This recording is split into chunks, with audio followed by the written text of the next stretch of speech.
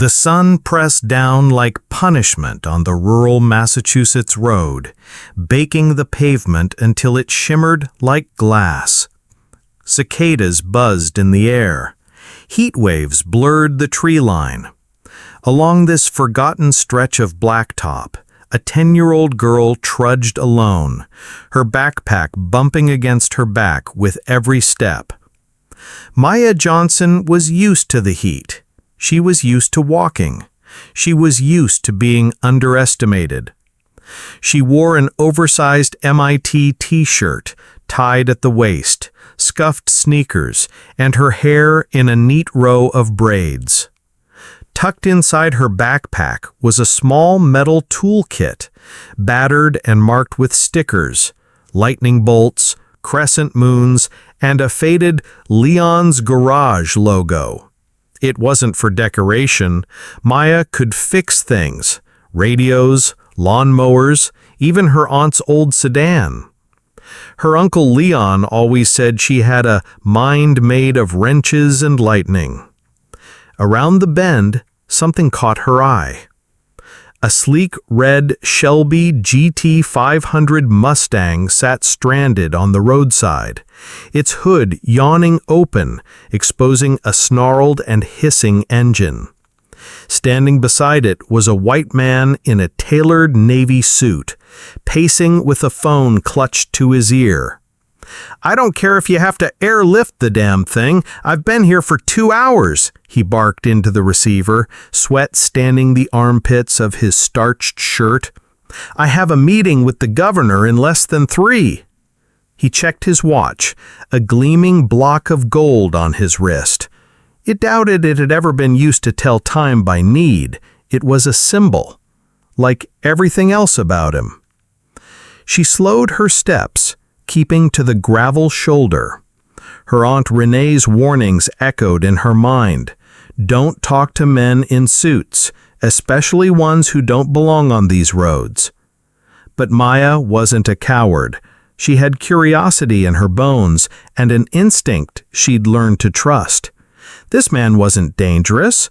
He was, stranded. "Excuse me, sir," she called out. He turned, eyes sweeping the horizon before dropping to her. Andrew Whitaker, billionaire, real estate mogul, a name that commanded skyscrapers, was not accustomed to being interrupted by 10-year-olds in dusty shoes. "Yes?" he said, somewhere between surprise and impatience. "Looks like you need help." He blinked. "That's very kind, sweetheart, but this car's a little, advanced for roadside assistance. I've been fixing engines since I could walk. Mind if I take a look?" Before he could object, she was already beside the open hood, peering into the guts of the beast. She dropped her backpack, unzipped it, and pulled out a small metal toolkit, battered and marked with stickers, lightning bolts, crescent moons, and a faded Leon's Garage logo. It wasn't for decoration. Maya could fix things: radios, lawnmowers, even her aunt's old sedan. Her Uncle Leon always said she had a mind made of wrenches and lightning. When he stepped over to her side to half-heartedly support her efforts, Maya asked him a question. "When did it start overheating?" She did not look up from the engine when she asked it. "About 40 minutes ago," he replied, almost in a daze. "It sputtered, smelled weird, then died." "Sweet smell? Like syrup?" He frowned. "Yeah. How'd you know that?" Maya pointed to a small puddle under the car. "Coolant leak. That radiator hose is cracked." Andrew crouched beside her, following her gesture. His gaze traveled from the leak back to the girl's steady hands. And then he saw it. A ring. It sat on her right hand, clearly too large for her finger. Gold, old-fashioned, and set with a deep green emerald.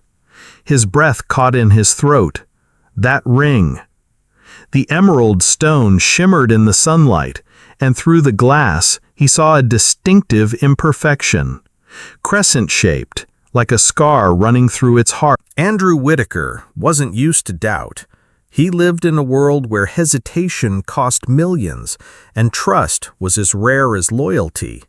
But that night, as the city skyline twinkled from his penthouse window, doubt clung to him like a shadow.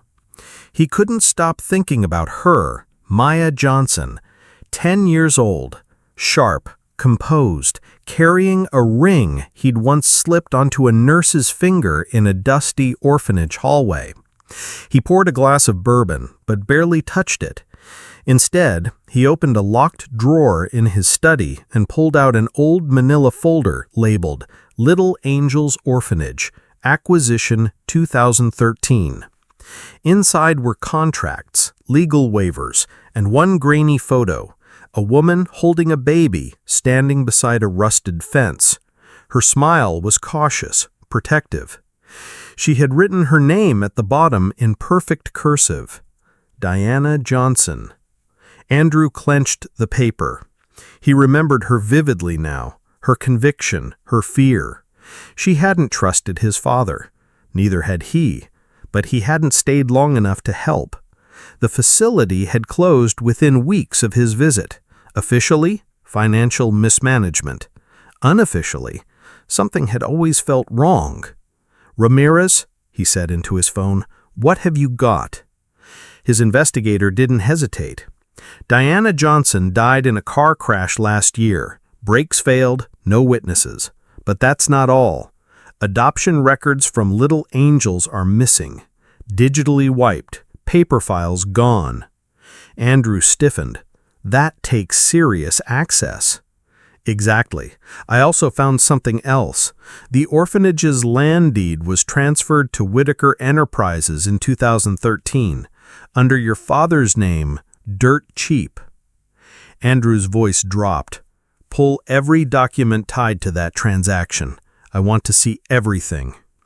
Meanwhile, in a quiet house nestled behind overgrown hedges, Maya sat at the kitchen table, holding the business card like it might come to life. Her uncle Leon sat beside her, silent, jaw tight. "You said not to talk to strangers," she said softly. Leon nodded. "I did, but sometimes strangers know more about your past than you do." Aunt Renee entered carrying a faded envelope. "Maya, baby, you remember what we promised your mama?" Maya looked up. "You mean Diana?" Renee nodded, voice trembling. "She told us to give you this if someone from the Whitaker family ever found you."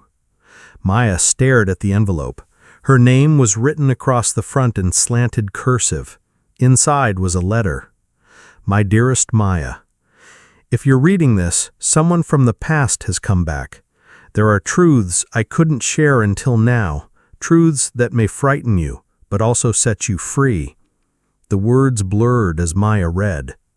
Diana had worked as a nurse at Little Angels, but she had uncovered something terrifying. The children were being studied, categorized, evaluated for potential. Diana had overheard meetings about a program, Project Prometheus. Some children were different, Maya. Their brains worked faster. They could see patterns, solve problems adults couldn't. They called it enhanced cognition, but it was never about helping them. It was about control. Maya sat frozen. "You were one of them, baby. You could fix things before you could speak. They noticed, so I ran. I changed our names. I kept us hidden. If they ever find you, don't be afraid. Find the truth." At the bottom of the letter was a drawing, an emerald ring, split open to reveal a hidden compartment. Maya gasped. She yanked the ring from her finger and turned it gently. With a faint click, the top twisted off, revealing a micro SD card nestled inside. Uncle Leon stood up slowly. "Your mom didn't just protect you," he said.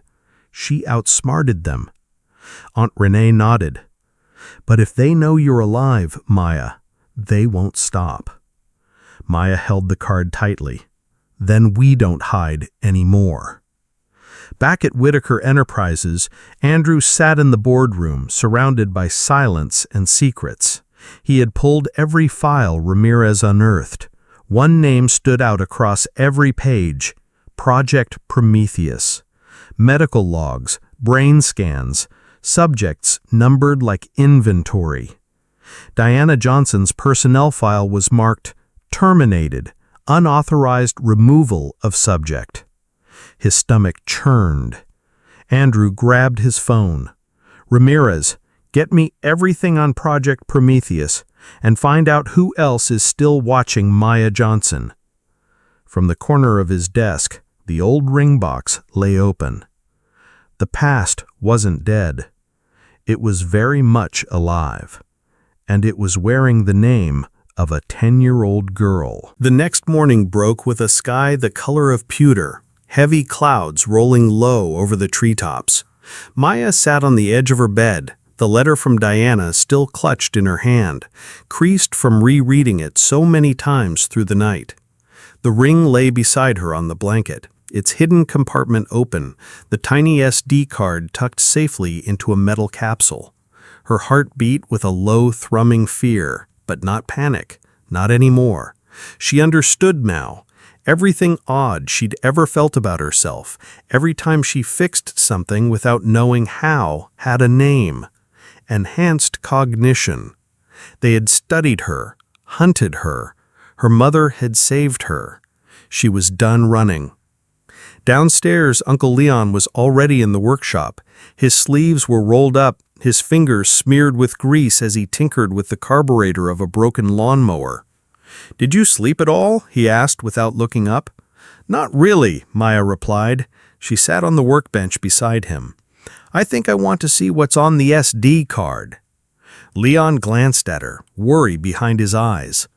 "Once you know, you can't unknow." "I already can't unknow." He sighed, then nodded. Renee set up her old laptop on the dining table, and Leon plugged in an adapter. Maya slipped the card inside. At first, nothing happened. Then a folder opened. It contained hundreds of documents, logs, charts, medical files labeled by code names. And then a video file. Maya clicked. The footage was grainy but clear. It showed a sterile white room, children sat at desks solving puzzles, while doctors observed from behind a glass partition. "Subject 17, a voice said off camera. "Female, age 3, unassisted mechanical replication time 41 seconds. Maya watched as a younger version of herself stacked gears into a complex assembly without hesitation. Another video, Diana arguing with 2 men in lab coats. "They're children, not experiments," she shouted. "You can't do this." One of the men replied, "We don't answer to you, Nurse Johnson. These children were abandoned. We're giving them purpose." Leon stood up and walked out of the room. Renee covered her mouth with her hand. Maya sat still, eyes wide. Another file appeared, an internal memo with a list of subjects. Her name was listed next to the words, "Project Prometheus Candidate, Priority Asset," and beside it, status, removed by unauthorized staff, DJ, location, unknown. A message notification popped up in the corner of the screen. Unknown user. "Are you there?" Maya froze. Another message followed. "I know who you are. I can help. Meet me at the water tower, tonight, alone." Leon returned, his phone to his ear. "Marcus, it's Leon. The girl's been found, and we have the proof." That night, as the town drifted into sleep under the hum of cicadas and porch lights, Maya crept out the back door with the SD card in her pocket and the ring back on her finger. The water tower stood like a sentry at the edge of town, its rusted ladder groaning under her weight as she climbed halfway up. A flashlight clicked on below.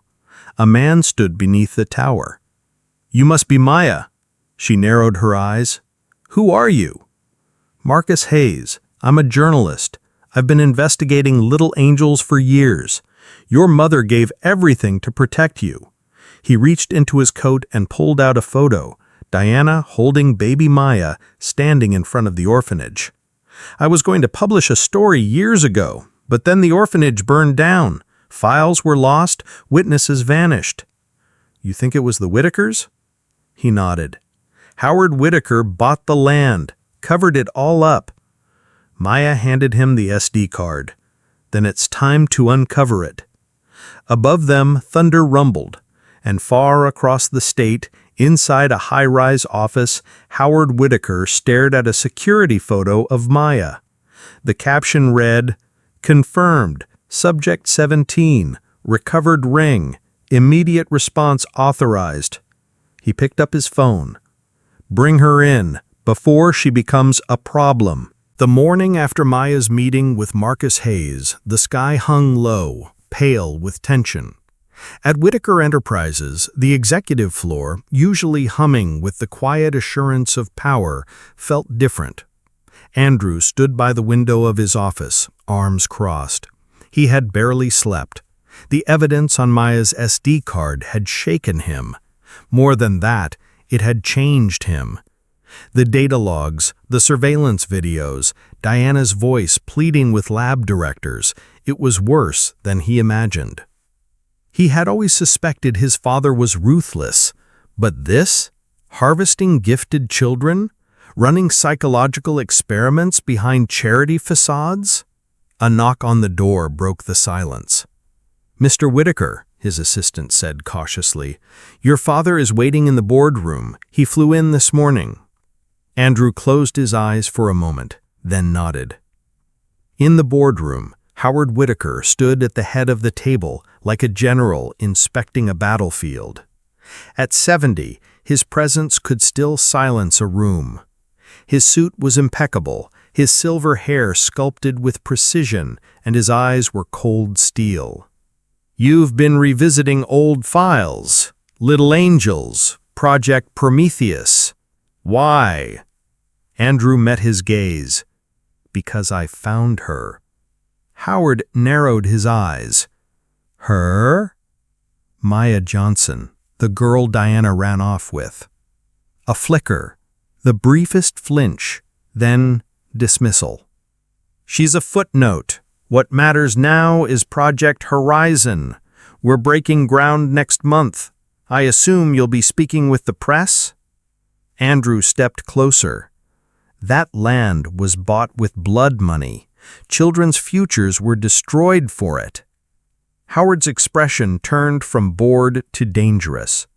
"You're letting sentiment cloud your judgment. You think these kids were adopted out of goodwill? They were assets, untapped brilliance. Why do you think military contracts were lined up before we even laid concrete?" Andrew stared at him. "You knew Diana would try to protect her." Howard gave a thin smile. "Of course I did. That's why we eliminated the risk, or thought we did." Andrew took a breath. "You had her killed." "She chose disobedience. Actions have consequences." There was a long silence. Then Howard added, "We're at a crossroads. You can either bury this, like we always have, or dig yourself into a grave you won't climb out of." Andrew turned and walked out. Across town, Marcus Hayes sat in a coffee shop reviewing video clips from the SD card. His hands trembled as he took notes, confidential transfers, military correspondence, encoded code names for children. Project Prometheus wasn't just one facility. It was a network. He picked up his phone. "I've got enough to sink Whitaker Enterprises, but we need a face, someone real, someone undeniable." "I'll do it," Maya said from the other end of the line. That night, Andrew drove out to Maya's neighborhood under cover of darkness. He parked at the end of the gravel road and walked the last block. The house looked quiet, the porch light a warm glow in the encroaching dark. Leon opened the door before he could knock. "I figured you'd come. You look like a man with something to make right." Inside, Maya sat at the dining table, the emerald ring spinning slowly on its side. She looked up at Andrew, not with fear, but curiosity. "I know who you are, but I don't know what side you're on." Andrew sat. "Neither did I, until now." He reached into his coat and laid a stack of files on the table. "This is everything: internal records, Prometheus data, Horizon construction maps, and proof your mother's crash wasn't an accident." Maya's hand trembled as she touched the folder. Renee placed a hand gently on her shoulder. "I want to help you, but this goes deeper than any of us imagined. They're still watching you, and they won't stop." "We know," Maya whispered quickly. "Someone has already come by the school. A man in a black SUV said he was from a scholarship program." Andrew cursed under his breath. "Then we go public," Marcus said, stepping in from the hallway where he had been reviewing security feeds. "We release the files live, unedited, simultaneously to multiple outlets. We expose everything." Maya nodded slowly. "Then let's break their system." Far above, on the 50th floor of Whitaker Tower, Howard stared out over the city. A phone buzzed in his hand. "Security feed ID, subject 17, location confirmed." He smiled darkly. "You should have stayed hidden, little girl." He turned toward the dark conference room behind him. "Prepare containment team. I want the ring and the girl." The first sign came during lunch hour. Maya was sitting beneath the sycamore tree at school, sketching a design for a wind-powered gear system in her notebook, when a black SUV pulled up across the street. She noticed it immediately. Too clean, too still, engine idling for 20 minutes without anyone getting out. Her eyes narrowed. A man in a charcoal suit and sunglasses eventually stepped out, pretending to check his phone. He didn't look at her directly, but she could feel it, the weight of his gaze. She calmly stood, closed her notebook, and walked toward the school office. Inside, she found Miss Darden, the receptionist, sipping coffee. "Can I call my uncle?" Maya asked. Miss Darden blinked. "Is something wrong?" "I think someone's waiting for me outside." Minutes later, Leon's pickup truck screeched into the lot. He stepped out fast, fury barely concealed in his stance. The SUV was gone. "They're circling," he muttered, slamming the door shut. "Just like Diana said they would." Back home, Marcus, Andrew, and Maya sat around the kitchen table. "It's time," Marcus said. "We release the files tomorrow." Andrew nodded. "I've contacted Claire Bennett, a federal prosecutor I trust. She's ready to back us if the evidence is strong." "And it is," Maya said, eyes steady. They began to plan. Maya's statement, Andrew's admission, Marcus's broadcast setup. Across town, Howard Whitaker met with his legal team. "The girl is going public," his chief of security said. "They have files, videos, enough to launch a federal investigation." Howard was silent. Then he said, "No more warnings. I want her silenced." He turned to his aide. "Activate Protocol Black Echo." That night, a shadow slipped through Maya's backyard. He was fast, wearing all black, face covered. He moved toward the shed where Maya kept her tools, but before he reached the door, lights exploded on. "Freeze!" a voice bellowed. Leon stood at the porch, shotgun aimed. Behind him, Renee held a phone streaming to a secure server.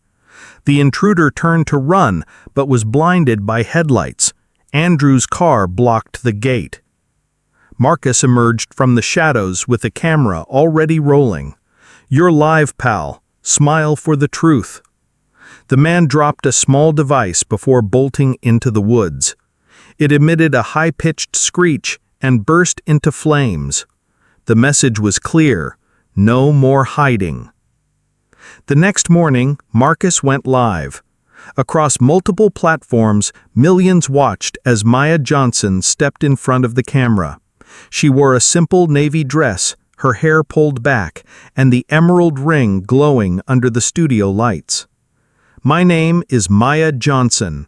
I'm 10 years old. My mother was Diana Johnson, a nurse at Little Angels Orphanage. She died trying to protect me." Behind her, footage played of the lab rooms, of Diana confronting doctors, of documents stamped "Confidential Project Prometheus." "I wasn't supposed to exist. I was erased. But I'm here, and I remember." Then Andrew stepped forward. "My name is Andrew Whitaker. I was complicit through silence. I knew something was wrong and I looked away. Today, I choose to face it. The girl you just heard from, Maya, is not just a victim. She's the reason this empire will fall." Across the country, the video exploded. News anchors scrambled, hashtags trended, government offices received hundreds of calls. Whistleblowers emerged. Parents of other children came forward. A senator called for an immediate federal inquiry.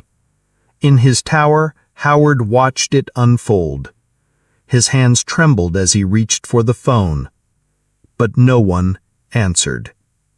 The empire was beginning to collapse. And at the center of it all was the girl they tried to erase. The conference room on the 50th floor of Whitaker Enterprises was lined with tall windows overlooking Boston's skyline. The board of directors had gathered in urgent silence, unsure why Howard Whitaker had summoned them so suddenly. He entered the room flanked by 2 security men, eyes blazing. "We're under attack," he said without preamble. "A coordinated media hit piece, fabrications, smears." One director raised a tablet. "Sir, the girl's statement is trending globally. Over 12 million views in the last 6 hours. There are calls for a congressional hearing." Howard's jaw tightened. "We deny everything. They have no physical evidence linking us to—" The double doors burst open. Andrew Whitaker walked in, calm and composed, followed by Maya Johnson, Leon, and federal prosecutor Claire Bennett. Maya's emerald ring caught the light like a flare. "What is this?" Howard demanded. Claire stepped forward. "This is a federal deposition. As of this moment, Project Prometheus is under criminal investigation. You will remain seated." "I will not." Andrew raised his voice. "You will, because I have everything." He connected his laptop to the conference room display. A cascade of documents lit up the screen. Classified memos, financial records, covert correspondences with military contractors. "This is the truth," Andrew said, "not just about Maya, about what this company has done to 48 children over 15 years. A video began playing, a lab technician reporting on Subject 17's enhanced diagnostic capability. Diana Johnson appearing in frame, shielding a toddler, Maya, before being pulled away by 2 guards. Claire turned to the board. "Every member of this board who had knowledge of this will be subpoenaed. We have hours of footage, stolen correspondence, and witness testimony."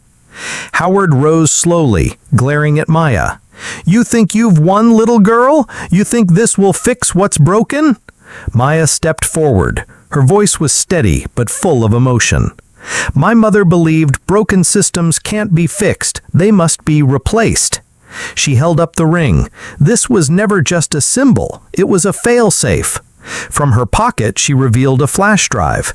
"Inside are recordings of every meeting you had with your partners, military doctors, private labs, and lobbyists." Howard lunged.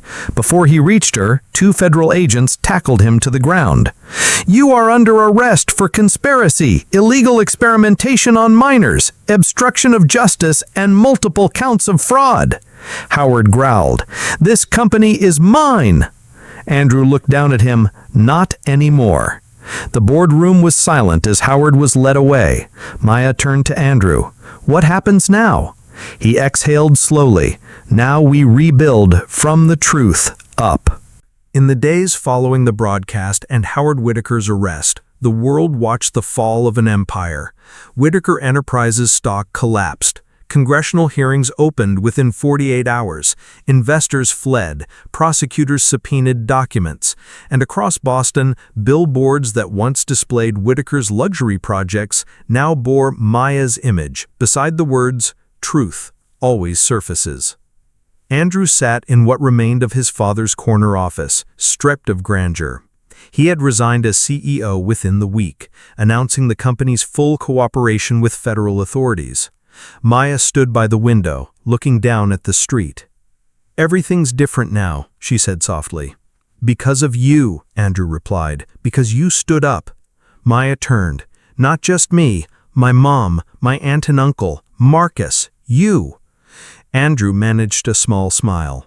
"I thought I was fixing what was broken, but it turns out I was just part of it." She held up the ring. "You still had the courage to break away." They sat in silence for a while. Then Andrew said, "There's something I want to show you." The land where Little Angels once stood was a construction site in reverse. Bulldozers were removing foundations instead of laying them. Signage for Project Horizon had been taken down. In its place, a new sign, the Johnson Center for Young Inventors. Andrew walked beside Maya, pointing toward the frame of a low-rise building with wide windows and workshop bays. "I'm donating everything I own," he said, "to build this, a place for kids like you, talented, overlooked, undervalued. No secrets, no contracts, just support."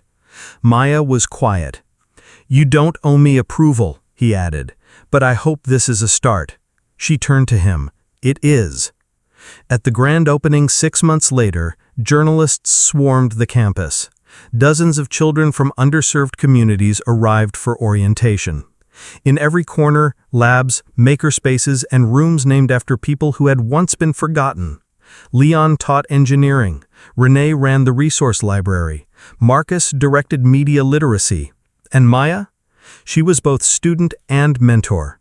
At 15, she had filed 2 patents and designed a low-cost water filtration device now used in disaster zones. She kept the emerald ring, but no longer wore it every day. It now rested in a glass case at the entrance of the center, beside Diana's photo. Beneath it, a plaque read, "This ring once hid the truth. Now it reveals it." One afternoon, Andrew sat beside Maya on a bench beneath the oak trees out back. "I think my father wanted to be remembered," he said, "but legacies aren't made by buildings. They're made by what we rebuild," Maya replied. He nodded, "and by who we choose to become." 5 years passed. The Johnson Center had grown from a single building into a full campus, 3 wings, a research lab, and an auditorium named after Diana Johnson.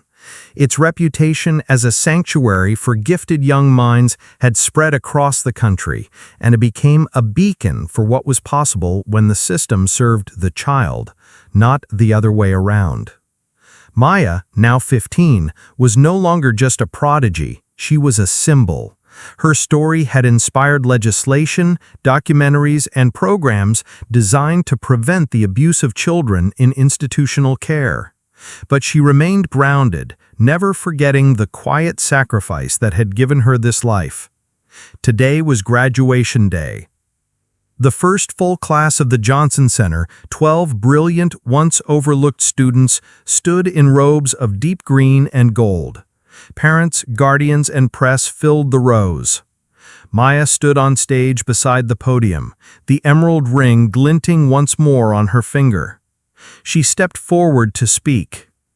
"When I was 10, I helped a man fix his car on the side of the road. I thought I was just tightening a radiator hose." Soft laughter rippled through the audience. "But that moment led to the truth of who I am, where I came from, and what had been done to children like me." She paused. "My mother gave everything to protect me. This ring," she held up her hand, "was her fail-safe, a key to the truth. But truth alone isn't justice. Justice is what we do with it." She looked out at the crowd, her voice clear. This center isn't about fixing broken children. It's about breaking the system that made them feel broken in the first place. It's about building something new. Applause filled the hall. Afterwards, as the crowd mingled, Andrew approached Maya near the display that held Diana's photograph and the ring's original box. "You were right," he said. "Legacy is choice. My father left behind a system of control. You left behind a revolution." Maya smiled. "We're not done yet." As they stood together, a young girl tapped Maya on the arm. She had wide eyes, oil-stained hands, and a lanyard that read, "New Admit, Tessa James." "I saw you on the news when I was little. I fix things too." Maya knelt down to meet her gaze. "Then you're exactly where you belong." As the sun dipped behind the trees, the emerald ring caught the final light of day. Once a secret, now a symbol, a legacy rewritten.